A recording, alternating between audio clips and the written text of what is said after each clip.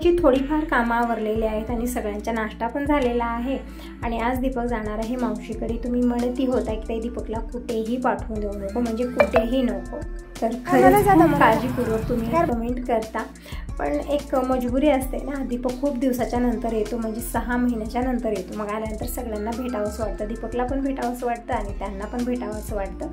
जसं आता माझ्या बहिणी आहेत, ननंदबाई आहेत, सगळेजण हे म्हणतात, म्हणून दीपक आज अर्चनाकडे जात आहे आणि येते वेळेस आईकडे, काकीकडे सगळ्यांना भेटून तो येणार आहे। आणि तुम्ही असंही म्हणत होता की ते दीपक आल्यानंतर पेंटिंगचं काम काढलं, तुम्ही नंतर काढायचं ना, पण आज असं मी तुम्हाला अगोदरच्या व्हिडिओमध्ये म्हणलेलं आहे की दीपक यायचं सांगितलेलं नाही आहे, अचानकच आला, म्हणजे सरप्राईज दिलेला आहे। आणि पेंटिंगचं काम करण्याचा विचार अगोदरच झालेला होता, पेंट वगैरे सगळं आणून ठेवलेलं होतं आणि सगळ्यांना सांगितलेलं पण होतं। आणि जसं जे पेंट करणारे भैया असतात त्यांनी बघून सगळं कलर वगैरे चॉईस करूनच सगळं म्हणजे केलेलं होतं आम्ही अगोदरच। आणि त्यामध्ये गुढीपाडवा होता, गुढीपाडव्याला म्हणजे 10-12 दिवसाचा गॅप झाला तेव्हा आपण, मग त्यानंतरच आम्ही सुरुवात केलेली होती। आणि दीपक यायचं माहिती नव्हतं अगोदर, आणि दीपक यायला आणि आम्ही सगळं पसारा काढायला, सगळं जे आहे ना जसं घडून आलेलं आहे तसं झालेलं। मला पण वाटत होतं की दीपक आला खूप दिवसाच्या नंतर, आणि आल्यानंतर आम्ही घरामध्ये असा गोंधळ करून ठेवलं की थोडा वेळी म्हणजे निवांत बसणं, बोलणं काहीच असं होत नाही आहे। तुम्ही म्हणत होता की ताई दीपकला आवडीची दररोज एक रेसिपी बनवून दे, तर हो, तुमचं बरोबर आहे, मी बनवणार पण आहे। म्हणजे कितीही कामाचा गोंधळ असो त्यामध्येच वेळ काढून मी दीपकच्या आवडीच्या रेसिपी बनवणार आहे। म्हणजे आज मी रवा लाडू बनवणार आहे आणि उद्या चिवडा, असे रेसिपी दीपकला खूप आवडतात, जसं गोड तिखट आंबट अशा रेसिपी आवडतात। तर आज रवा लाडू बनणार आहेत, उद्या चिवडा, म्हणजे दीपक राहीपर्यंत दररोज एक रेसिपी बनवणार आहे दीपकच्या आवडीच्या। कितीही कामाचा गोंधळ असो काय फरक पडणार आहे, त्यानं ही कामं उद्या परवालाही होतील, पण दीपक जास्त दिवस राहणार नाही, त्यामुळे दीपक राहीपर्यंत सगळ्या रेसिपी मी बनवणार आहे। तर सगळ्यांचा नाश्ता झालेला आहे आणि सगळे जिकडल्या तिकडे गेलेले आहेत। आता मी आणि माझी कामं आणि पेंट करायची भैया बघू शकता या वेळेत घरची काय अवस्था झालेली, पूर्ण घर अस्तव्यस्त झालेलं आहे। पेंट करणारे आलेले आहेत आणि म्हणलं की तिकडची रूम अगोदर करून घ्यावी, म्हणजे इकडच्या रूममधला पसारा तिकडे नेऊन ठेवता येईल, असा विचार करून मी म्हणलं होतं की अगोदर तिकडची काढावी। पण काय झालं, ते भैया आलेले आहेत आणि रमणा खूप आहे, ते म्हणत आहेत की आता तुम्ही ते रमणा काढा। तो वरती गेलेले आहेत, म्हणजे पेंट वगैरे सगळं मिक्स केलेलं आहे, म्हणजे 2-3 बकेटं केले, 4 जण आहेत ते, तर सगळ्यांनी एक पेंटचे बकेटं उचलले आहेत आणि वरती गेलेले आहेत, म्हणजे सुरुवात वरूनच झालेली आहे। वरच्या रूमा वगैरे जे आहेत ना ते पेंट करत आहेत, तोपर्यंत मी पसारा वगैरे काढून घेते।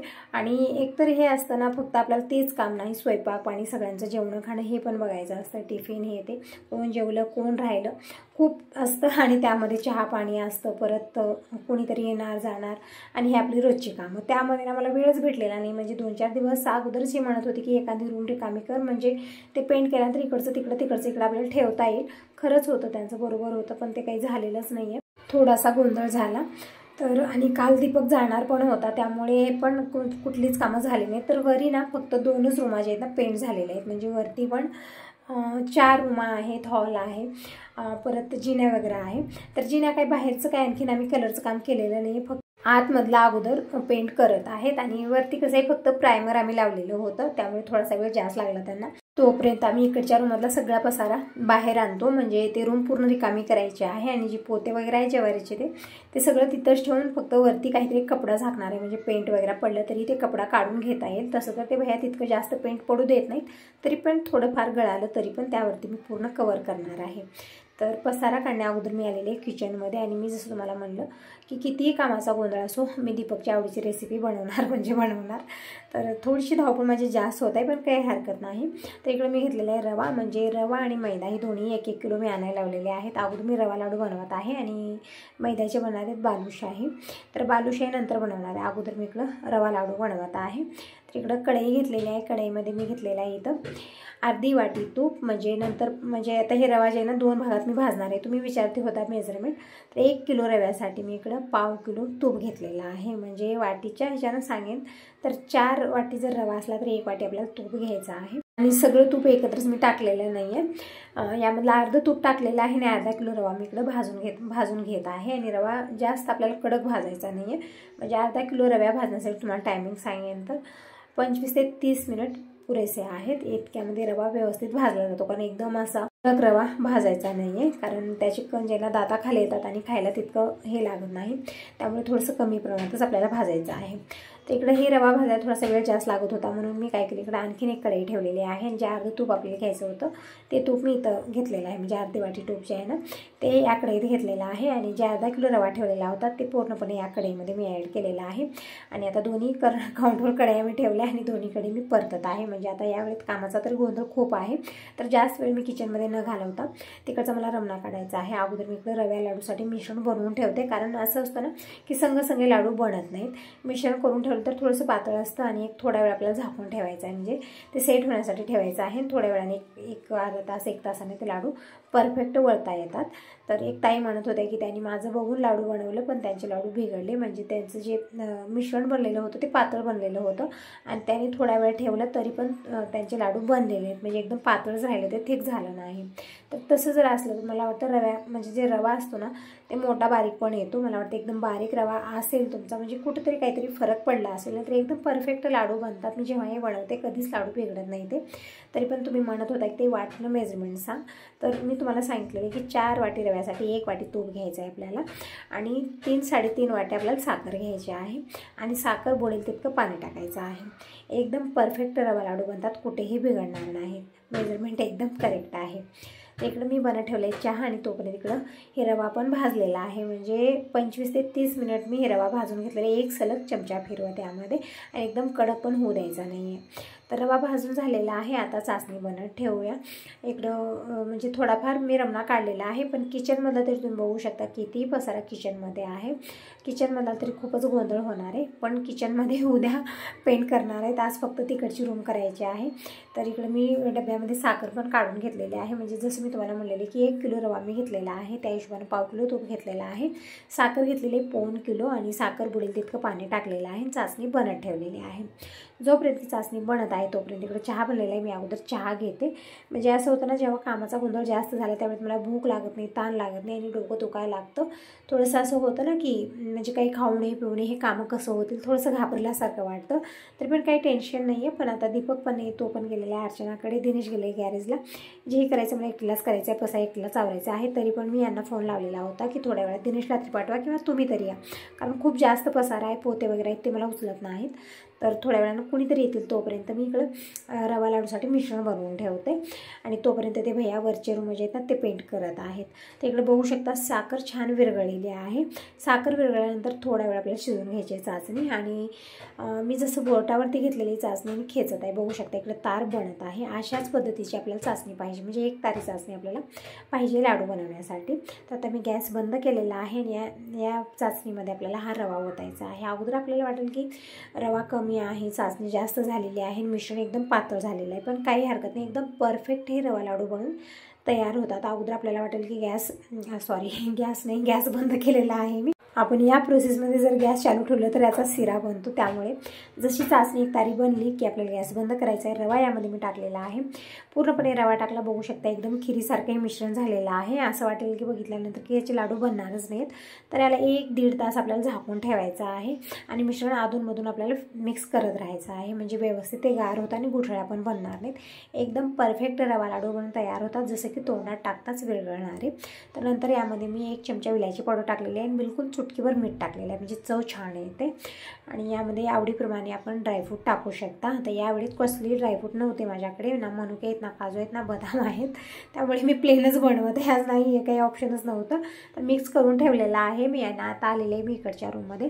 तर थोडंसं जे हे आहे ना नेंटन, म्हणजे जसं पोटमाळ्यावरतं ते पसरा काढून दिनेशनं खाली टाकलेलं आहे. जे पोते वगैरे जे एक्स्ट्राचं सामान आहे ते सगळं वरती ठेवलेलं होतं इकडच्या किचन रूममध्ये. जसं मी तुम्हाला म्हणत आहे, जे एक्स्ट्राचं असतं इकडच्या रूममध्ये मी आणून भरते. जसं आता पोते आहेत ते दररोज लागत नाहीत, कधीतरी लागत असतात, मग ते काय करायचं म्हणून मी तिकडं पोटमाळ्यावरती ठेवलेलं होतं. सगळं दिनेशनं काढून खाली टाकलेलं आहे आणि सगळं मी एक काढून इकडच्या रूममध्ये ठेवलेलं आहे. बघू शकता आता बेडरूममध्ये हे सगळं गच्च भरलेलं आहे मी. तर आता एक हा पसारा तिकडून इकडं आणत आहे मी, म्हणजे तिकडची रूम पेंट झाली ना मग परत मग हे नेऊन तिकडं लावायचं आहे, मग इकडची रूम रिकामी करायची आहे.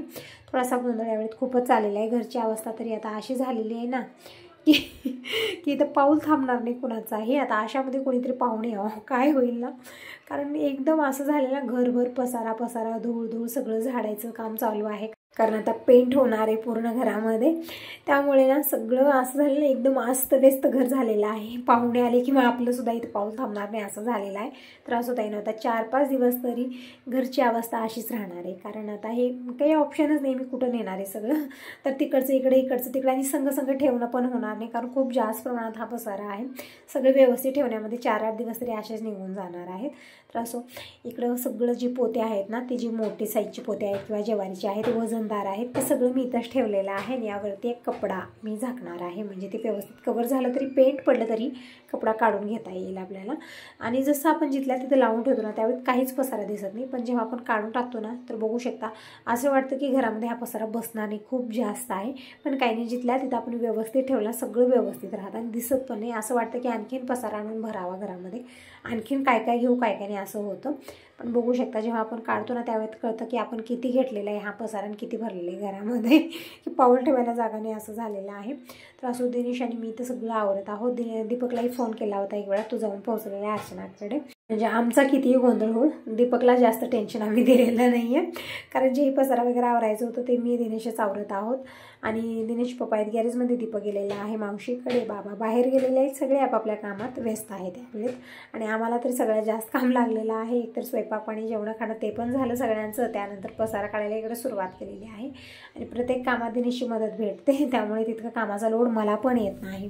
तिकडे लसूणही निघालेला होता इथलाच, तर त्याची वेणी बांधली आहे बाबाने, ते वेण्या मी इथं अडकवलेल्या होत्या. म्हणजे असं म्हणलं जातं जी गावरान लसूण म्हणजे जी लसूण असतं ना, त्याला दिवा दिसू नये, नाहीतर लसूण पूर्ण मरतं ते ठेवल्या जागी.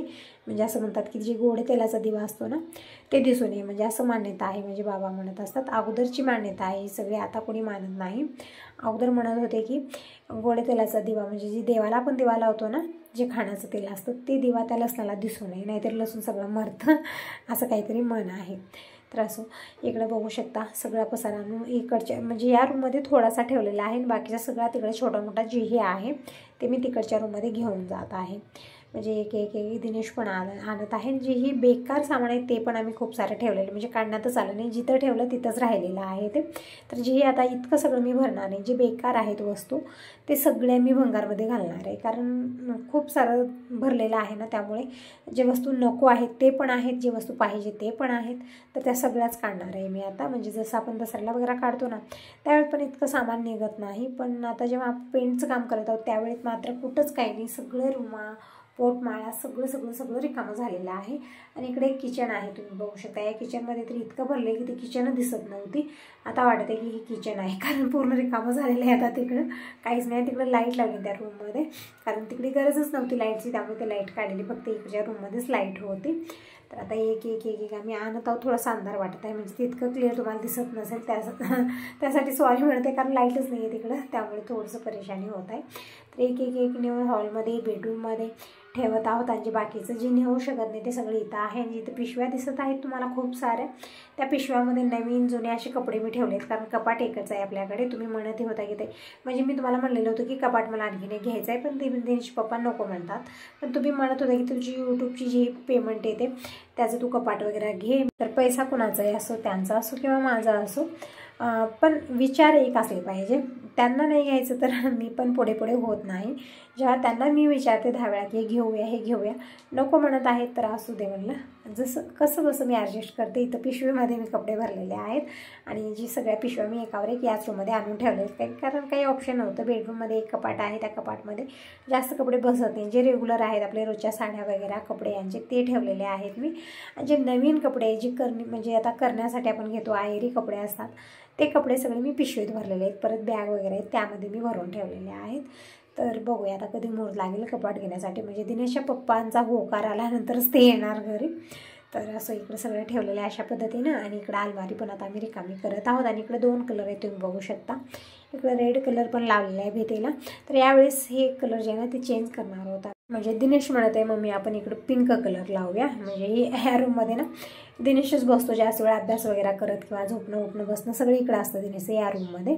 म्हणजे आता तिकडे बाहेर हॉलमध्ये TV चालू असते त्यामुळे मुलांना डिस्टर्ब होतं अभ्यास वगैरे करण्यासाठी. तर इकडच्या रूममध्येच तो जास्त वेळ बसतो. जास्त राहणं करणं म्हणजे बाबांचं दिनेशचं सगळ्यांचं इकडंच असतं.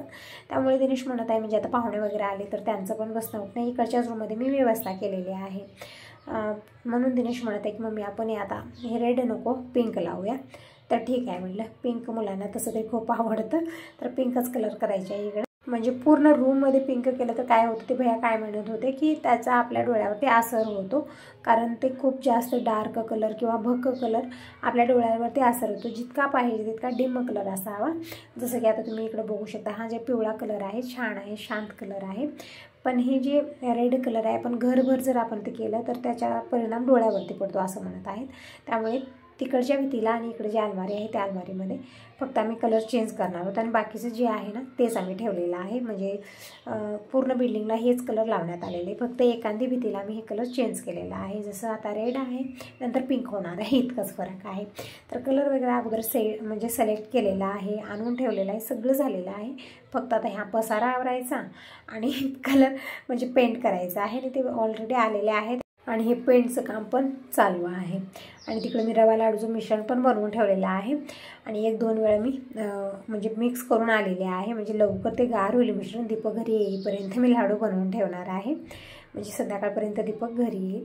तर इकडं जी हे आता एक्स्ट्राचं आहे जसं गोधले आहे उशी आहेत हे ते सगळं तिकडच्या रूममध्ये नेऊन ठेवत आहे. कारण थोडेसे पेंट पडे त्यावरती तर ते निघणार नाही नंतर. आणि जे पोते वगैरे आहेत ते सगळे इथंच ठेवले आहेत कारण ते वजनदार पण आहेत उचलणार पण नाहीत. आणि आतमध्ये ठेवले आणि भीतीला ज्याने स्पेस ठेवलेलं आहे मी खूप सारा म्हणजे स्टँड पण बसेल आणि ते भैया पण थांबून पेंट करतील.